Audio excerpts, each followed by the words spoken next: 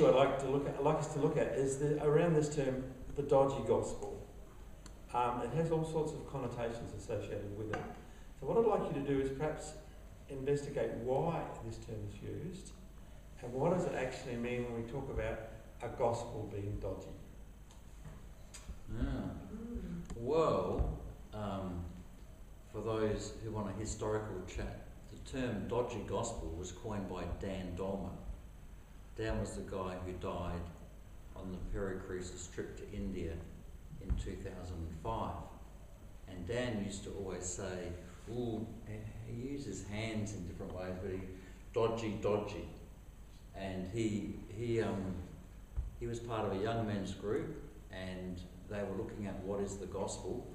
And when they realised what they had believed, and then who Jesus Christ was, because what they had believed made Jesus smaller, and they said it's dodgy. That is, it's not trustworthy. It's like a false one. It's not real. It looks the goods, but it doesn't work. So that's really what it means by dodgy. That's where it comes from.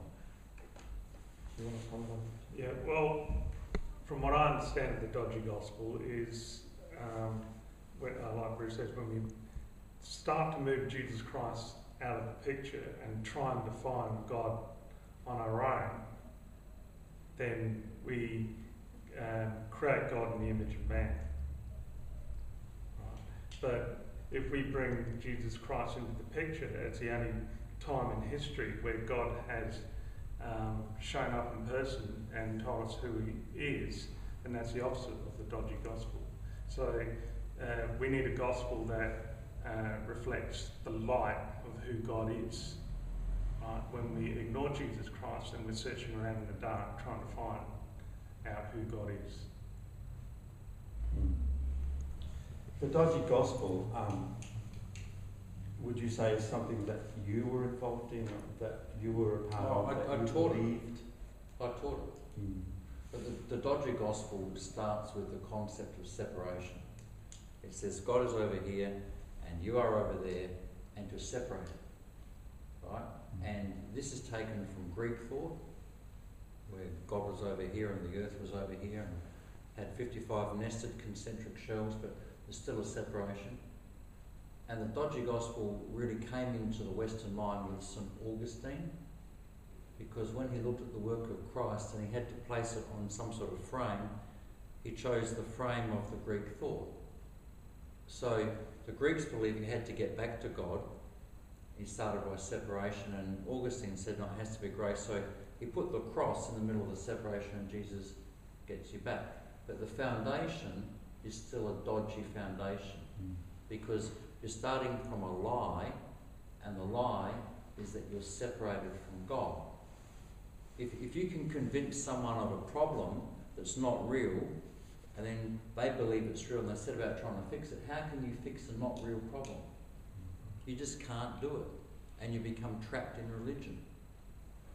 To start with, separation as a core is a lie. It's a fundamental lie of religion. Jesus Christ holds the whole universe together.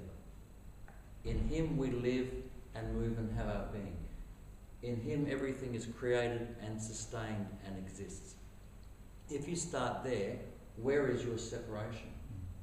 The only separation that's possible is an alienation in the mind, which is not a true separation, but it's a blindness. And this fits with the Apostle Paul and the Apostle John, who speak about blindness. John speaks about the light shining into the darkness, and we're in the darkness, and the darkness doesn't see, understand, comprehend, or extinguish the light.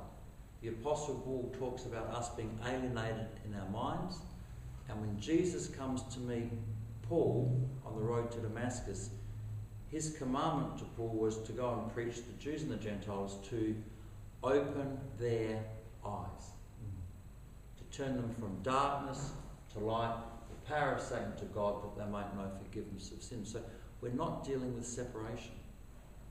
And if you start with separation and you lay that in somebody's head, the next question is, how do I get across that separation? And then you can have all sorts of rules and methods and types to get across that method. And then as you're trying to get across, your conscience then comes in and begins to judge of whether you've got it. And then you start striving. And then you start suppressing your pain. And then you enter a mess. Once you introduce separation, your brain will go, why am I separated from God? Because I'm not good enough. Meaning takes off. It leads to a cascade of destruction. Within the cascade of destruction, you can then control people. You can say that I have got the answer to get across the gap, and then I can get money out of you, time out of you, goods out of you, and I can control you through fear and guilt. That's just horrendous. So how is It's this horrendous. gospel of separation, that's based on separation, how has it affected relationships, which are at the heart of what the true gospel is? To me, the moment we have a separation issue, then fear comes in. So for me, going back half a question, a dodgy gospel is always going to be undergirded by fear upon fear upon fear upon fear of making sure that you're doing it right. And if you're not quite doing it right, then you need to tweak it, or you need to do something different, or you need to find a different faith or find a different thing. And so fear really, and if you think you've got it right, you also have a bit of triumphalism in there as well. So you're obviously confident, but you're not being confident in something that's not real. And the stunning thing for me is that the Father, Son and Spirit let us do that for a while, because I think they realise who they are. They know that they love us. They know that we're there. There's no separation from us. And I think sometimes they let us develop some of our thoughts and our practices and our ideas, so that the fear and the pain that comes out of that is so strong that suddenly we have to stop and take stock and think, well, if this is actually it, then the God that we're believing in actually doesn't do anything for us at all. In fact, it all comes back to us and turns us around again. So I guess the next step into that is with relationships. If you're striving and you're desperate to work out how it is that you fit in the world, and you start from separation, and as Bruce said, you have an underlying fear, because